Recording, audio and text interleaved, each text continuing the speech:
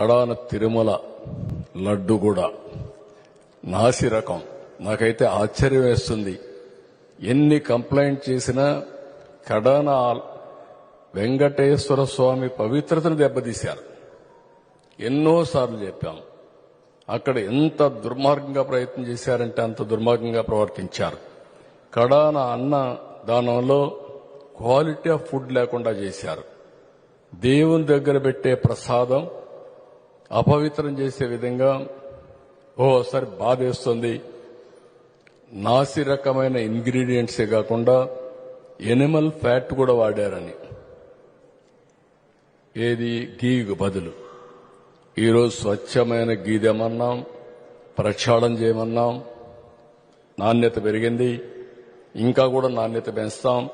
Ultimate గా వెంకటేశ్వర స్వామి మన రాష్ట్రంలో ఉండడం మనందరి అదృష్టం. ప్రపంచం అంతా మన దగ్గరికి వచ్చే పరిస్థితికి వచ్చారు. అలాంటప్పుడు వెంకటేశ్వర స్వామి పవిత్రతను కాపాడుకోవాల్సిన బాధ్యత మనందరిపైన ఉంది. ఇది కూడా చేస్తామని చెప్పి కూడా నేను మీకు తెలియజేస్తున్నా.